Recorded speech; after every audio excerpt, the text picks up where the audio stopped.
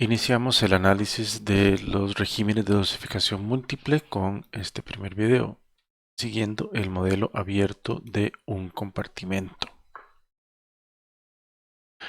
A lo largo de estos 3 videos vamos a abarcar una breve introducción que nos justifica el porqué de los regímenes de dosificación. Vamos a analizar posteriormente cómo es la cinética cuando se dan dosis múltiples, primero por la administración tipo bolo, luego por infusión intravenosa y por último por la administración extravascular, para concluir con ya los regímenes de dosificación tal cual. Es importante tener presente que para algunos fármacos, por ejemplo los analgésicos, los hipnóticos que nos ayudan a inducir el sueño o los antieméticos, para evitar las náuseas o el vómito, pueden resultar muy efectivos administrándolos en una única dosis. Por ejemplo, tenemos un dolor de cabeza, nos tomamos un par de acetaminofén, una aspirina, dependiendo de los gustos, y normalmente con eso se alivia y no se requieren dosis extras. O un día en específico, pues queremos conciliar el sueño, de una manera nos tomamos una tableta que nos ayude en lo mismo. O tenemos un viaje por alguna carretera con curvas ahí muy pronunciadas, entonces nos tomamos un antiemético para evitar las molestias de ese tipo de viajes, Entonces, una sola dosis puede ser suficiente. Sin embargo, la realidad es que para la mayoría de los fármacos esto no es así y es necesario administrarlos en una base continua y predeterminada. Además, la mayoría de los fármacos se administran con una frecuencia suficiente de manera que esas concentraciones plasmáticas del fármaco que permanecen en el cuerpo van a resultar no solamente medibles, sino que también van a ser farmacológicamente significativas, luego de que se haya administrado un cierto número de dosis. Y para lograr lo anterior es que se recurre a los regímenes de dosis múltiples. En estos casos va a ser preciso, necesario que las concentraciones plasmáticas del fármaco se mantengan dentro de un cierto margen. Y este margen es lo que llamamos el margen terapéutico. ¿Qué es eso? Pues es el intervalo de concentraciones de fármaco en el que existe una elevada probabilidad de que se alcance o se produzca la respuesta terapéutica que se espera, mientras que la probabilidad de que se produzca toxicidad es relativamente baja. Los parámetros que tenemos que considerar cuando se va a diseñar un régimen posológico son la dosis que se debe administrar, la frecuencia de administración o lo que llamamos intervalo posológico, que lo vamos a representar por la letra griega tau, y en algunos casos será necesario administrar una dosis de choque, LD por las siglas en inglés. Visto lo anterior, entonces vamos a entrar al análisis específico de las cinéticas con la administración de dosis múltiples siguiendo el modelo abierto de un compartimento e iniciando con la administración intravenosa tipo bolus. En este primer ejemplo, si administráramos dosis idénticas, iguales, a intervalos posológicos fijos por vía intravenosa, y estos intervalos son lo suficientemente largos, o sea, estamos hablando de unas 10 vidas medias, pues resulta que después de 10 vidas medias prácticamente el fármaco ha sido aclarado del organismo, o sea, se ha eliminado por completo. Por lo tanto, en unas circunstancias como estas, no estaríamos hablando de un régimen tal cual, sino simple y sencillamente dosis únicas repetidas. Para que hablemos realmente de un régimen terapéutico, el intervalo posológico tiene que ser más corto que el descrito en el ejemplo anterior. Es decir, no debe eliminarse el fármaco entre las dosis que se están administrando, porque la idea es que se produzca una acumulación en el organismo. Y entonces lo que deberíamos observar es algo así, como la concentración plasmática va a oscilar claramente, porque en el momento que alcance el máximo empieza a disminuir, pero cuando se administra la dosis siguiente, se nota esta tendencia hacia un crecimiento. Hasta que, ya vamos a hablar de esto, se alcanza lo que vamos a llamar un estado de equilibrio en el cual las concentraciones plasmáticas oscilan entre un valor máximo y un valor mínimo que se mantienen estables o constantes a lo largo del tiempo mientras se sigan administrando las dosis en la misma cantidad y con el mismo intervalo. Acá es necesario aclarar que para que se dé esto tal cual lo estamos describiendo, se supone que la farmacocinética del fármaco no cambia al administrar varias dosis. En muchos casos o en varios casos sí hay cambios en la farmacocinética porque se pueden dar cambios en la fisiopatología del paciente, ¿verdad? Empieza a mejorar su condición y esto puede provocar algunas alteraciones fisiológicas, que se dé la saturación de un sistema transportador, por ejemplo, o que la terapia que se está administrando induzca o inhiba el proceso enzimático de biotransformación del fármaco. En esta tabla lo que podemos ver son las cantidades de fármaco en el organismo antes y después de la administración de una dosis de 100 miligramos y en este ejemplo a un intervalo posológico de igual a una vida media. ¿Verdad? Entonces lo que podemos ver es que, bueno, luego de la administración de la primera dosis tendremos 100 miligramos. Pasado el intervalo posológico, que es igual a una vida media, pues tendremos que tener la mitad, 50 miligramos, al administrar la segunda dosis 150 y así sucesivamente. Lo que observamos es que después de un periodo, ¿verdad? Que podríamos decir como mínimo son 7 vidas medias, se observa que la tendencia es que la cantidad de fármaco en el organismo antes de cada dosis tienda a 100 miligramos en este ejemplo, y la cantidad de fármaco en el organismo luego de la administración de cada dosis tiende a 200. Que gráficamente, pues los datos de la diapositiva anterior son estos que podemos ver acá. En este ejemplo, dado las circunstancias de cómo se estableció el régimen, la diferencia entre la cantidad máxima y mínima en el estado de equilibrio es igual a la dosis que se administra. Y dado que la vida media es igual que el intervalo posológico es igual a la vida media, la cantidad mínima de fármaco va a ser la mitad de la cantidad máxima.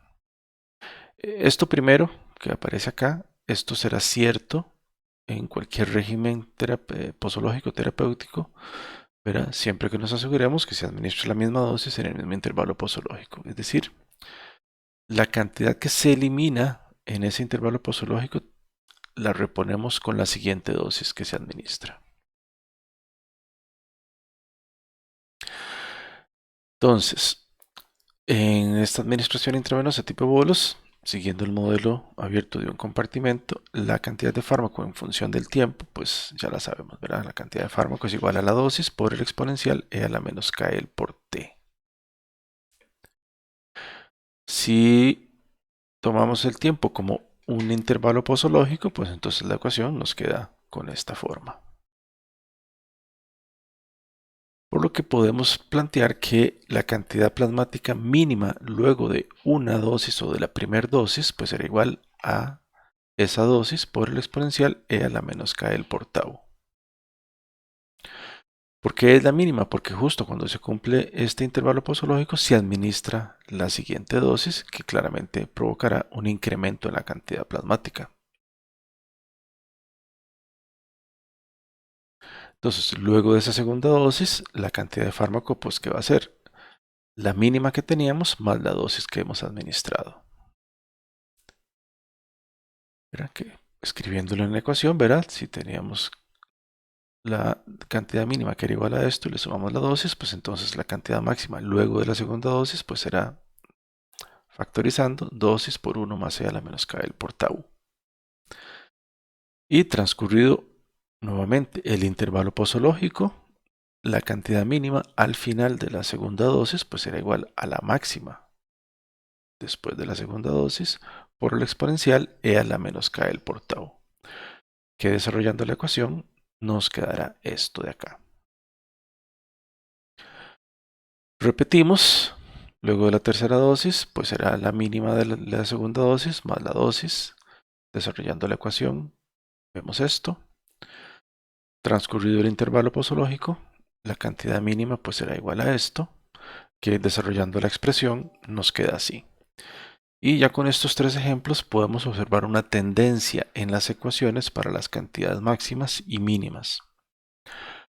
Por lo tanto, podemos decir que para la enésima dosis aplicaríamos para la cantidad máxima esta ecuación y para la enésima dosis la cantidad mínima pues será igual a esto, que desarrollándolo nos da esta expresión.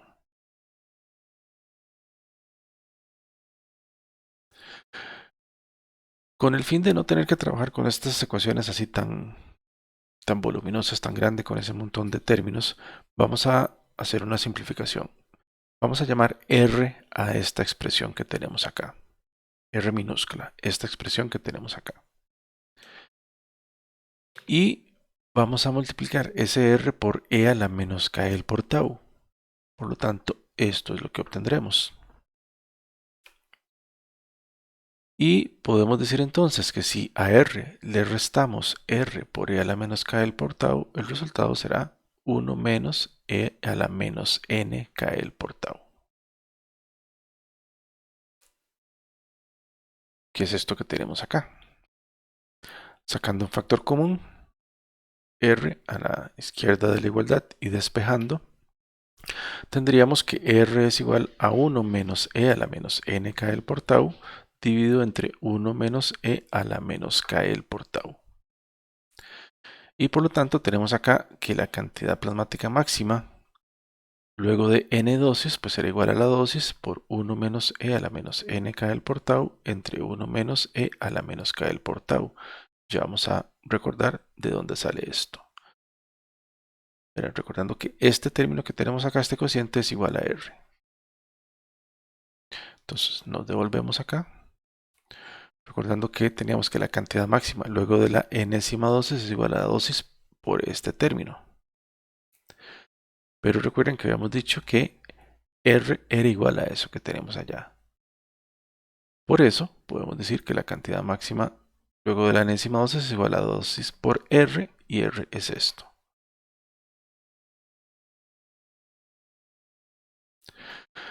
La cantidad mínima luego de la enésima dosis pues será la máxima por el exponencial e a la menos k del por tau, que desarrollado es esto que podemos ver aquí.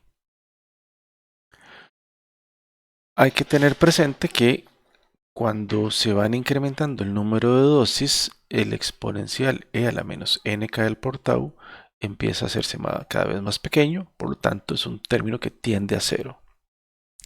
Por lo que podemos afirmar que cuando se alcanza el estado de equilibrio, lo que tendríamos es que la cantidad máxima en el estado de equilibrio pues sería a la dosis por 1, dado que ya esta exponencial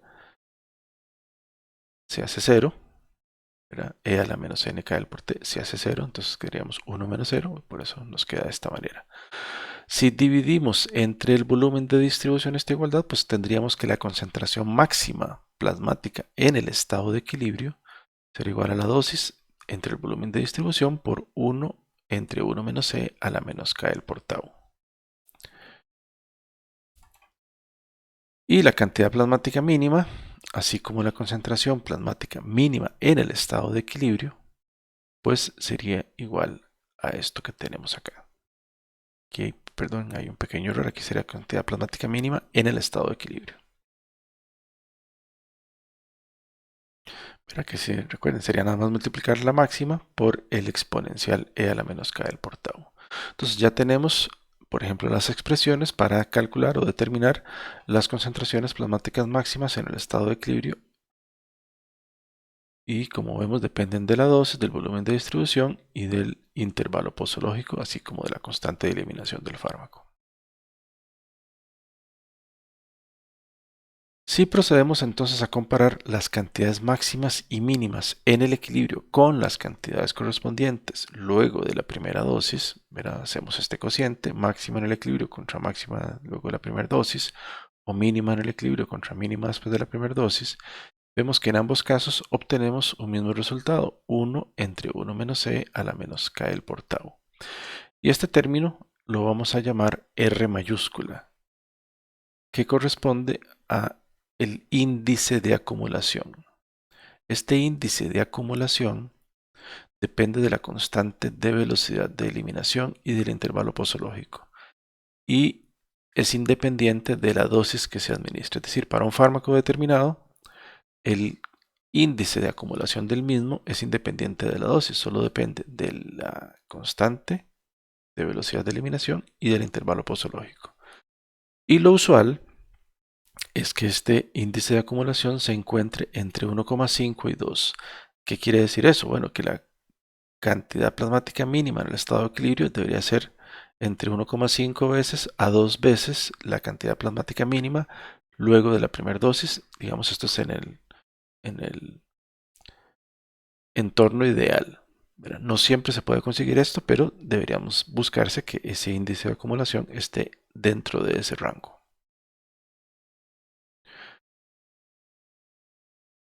Otro parámetro que nos puede resultar útil eh, para analizar los regímenes terapéuticos es la llamada cantidad media de fármaco en el estado de equilibrio.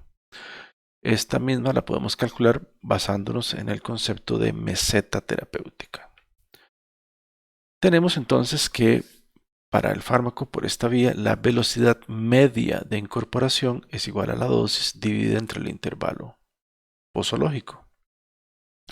Hablamos de una velocidad media porque el intervalo en el que estamos trabajando es un intervalo finito, verás, medible. Matemáticamente hablando, es un intervalo grande. Entonces ahí, en esos casos, se habla de una velocidad media. Recuerden que hablaríamos de una velocidad puntual si el intervalo es infinitesimalmente pequeño. Pero ahí sería la derivada. En este caso, entonces es dosis entre intervalo posológico. Y la velocidad media de desaparición del fármaco puede ser igual a la constante de eliminación multiplicado por la cantidad plasmática media en el estado de equilibrio. En la meseta lo que se cumple es que la cantidad de fármaco que se incorpora sustituye la que se desaparece, por lo tanto las velocidades son idénticas. Por lo tanto, igualando los términos, tendríamos que dosis entre tau tiene que ser igual a KL por cantidad plasmática media en el estado estacionario.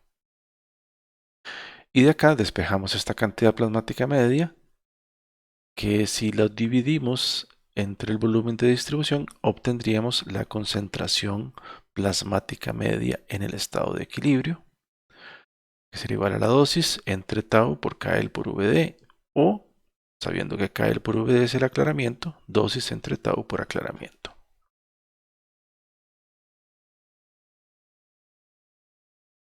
Ahora, como esta concentración plasmática media en el estado de equilibrio depende de la constante de eliminación y del volumen de distribución, cualquier alteración fisiológica que modificara estos dos parámetros va a cambiar el valor de esa concentración plasmática media en el estado de equilibrio. Este parámetro, la concentración plasmática media, también podríamos definirlo como el cociente del área bajo la curva de 0 a tau dividido entre el intervalo posológico. Esto que tenemos acá. El área bajo la curva de 0 a tau pues sería la integral de 0 a tau de la concentración plasmática media en el estado de equilibrio.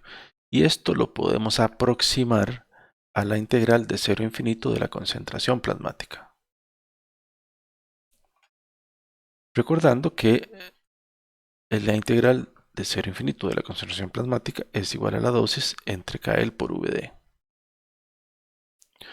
Por lo tanto, sustituyendo, recordando que aquí estamos hablando de una aproximación, esta concentración plasmática media en el estado de equilibrio será igual a la dosis entre KL por VD por tau, que es lo que habíamos encontrado antes. Pero también esto nos sirve para decir que el área bajo la curva de 0 a infinito será igual a la concentración plasmática media en el estado de equilibrio multiplicada por tau.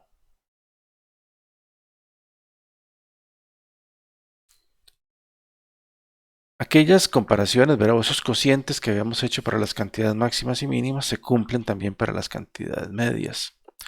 Entonces, la cantidad máxima luego de la enésima dosis entre la máxima en el estado de equilibrio, bueno, lo hacemos para cualquier tipo de estas cantidades o con las mínimas, nos va a dar el mismo término.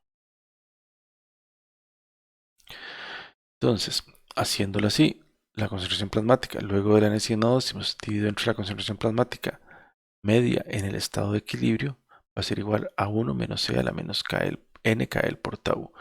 Y esto lo vamos a llamar fracción del estado de equilibrio que se ha alcanzado tras la enésima dosis.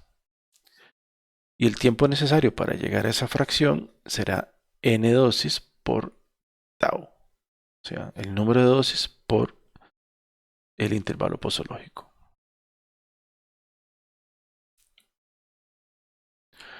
Entonces, seguimos trabajando con esta expresión. Vamos a despejar ahí ese tiempo necesario para alcanzar esta fracción del estado estacionario.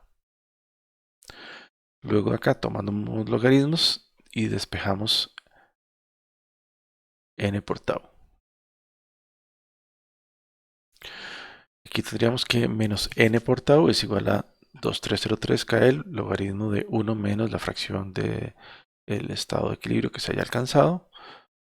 Y ya podríamos trabajar con ella, pero si queremos podemos expresar la constante de eliminación en función de la vida media y nos quedaría esta expresión para calcular este tiempo que es el necesario para alcanzar esta fracción del estado estacionario.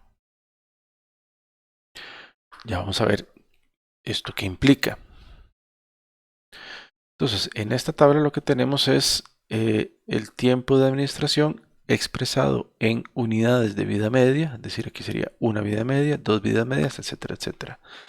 Y para cada tiempo, la fracción de estado de equilibrio que se ha alcanzado. Entonces, lo que podemos ver, y que tiene lógica, luego de una vida media, pues se ha alcanzado un 50% de la fracción del estado de equilibrio. Y aquí lo que empieza a ser interesante es que luego de 5 vidas medias ya estamos cerca del 97% del estado de equilibrio. Y con 7 vidas medias estamos en el 99 o más allá del 99% del estado de equilibrio. Ahora, teóricamente o matemáticamente hablando, nunca se llegará al 100%. Pero nunca se llegará al 100% matemáticamente hablando. Pero en la práctica podemos decir que ya con 7 vidas medias estamos en el 99%, o sea que prácticamente estamos en el estado de equilibrio. Entonces, esto lo que nos dice es que 7 vidas medias es el tiempo para estar prácticamente en el 100% del estado de equilibrio. Ahora, claramente lo que estamos viendo es que este tiempo para alcanzar el 100% en la práctica del estado de equilibrio depende de la vida media. Para aquellos fármacos que tengan vidas medias elevadas, se va a requerir mucho más tiempo para alcanzar el estado de equilibrio que para fármacos con vidas medias bajas. A manera de ejemplo, la lidocaína tiene una vida media de cerca de 90 minutos. Eso quiere decir que se tardarán unas 7 horas en alcanzar el estado de equilibrio. En el caso del fenobarbital, que tiene una vida media de 120 horas, tardará 25 días en llegar al estado de equilibrio. ¿Esto qué implica? Bueno, que si necesitamos tener niveles terapéuticos de fenobarbital en un periodo más corto, ¿verdad?, será necesario administrar una dosis de carga. Porque de cualquier otra manera tardaremos cerca de 25 días en alcanzar el estado de equilibrio. ¿Okay? Eso es importante. Esta dosis de carga, que también a veces se le llama dosis de choque, que la vamos a representar por una D con un asterisco. Entonces, ¿qué es lo que nos va a permitir alcanzar desde la primera dosis la cantidad terapéuticamente efectiva que buscamos llegar en el estado de equilibrio? Luego la idea es mantener esa cantidad o esas concentraciones plasmáticas dentro del rango con dosis más bajas, que las llamamos de mantenimiento, vamos a representarlas por la letra D solita, a los intervalos posológicos establecidos. Entonces, si empezamos con la dosis de mantenimiento, pues esto nos va a llevar, ya vimos, unas 7 vidas medias para llegar al estado de equilibrio. Pero si administramos una dosis de choque que nos asegure una concentración plasmática en estado de equilibrio y administramos una dosis de mantenimiento a los intervalos posológicos indicados, nos mantendremos en este rango, en el estado de equilibrio. Y al final eso es lo que se busca. Entonces, como esta dosis de choque lo que nos permite es alcanzar niveles terapéuticos y la dosis de mantenimiento lo que va a hacer es mantener esos niveles reponiendo la cantidad que se elimina en un intervalo posológico, entonces lo que tenemos es que la dosis de mantenimiento tiene que ser igual a la dosis de choque menos lo que se elimina en un intervalo posológico. De acá podemos decir que la dosis de mantenimiento será la dosis de choque por 1 menos E a la menos K del por tau. Y esto lo podemos trabajar de diferentes maneras, ¿verdad? Aquí podríamos calcular la dosis de choque para una determinada dosis de mantenimiento y los valores de KL y tau especificados. O podemos decir que el índice de acumulación o factor de acumulación es igual al cociente de la dosis de choque entre la dosis de mantenimiento. Y como ustedes recordarán, habíamos indicado que este factor de acumulación debería encontrarse entre 1,5 y 2, lo que nos dice que idealmente la dosis de choque debería ser entre 1,5 a 2 veces la dosis de mantenimiento.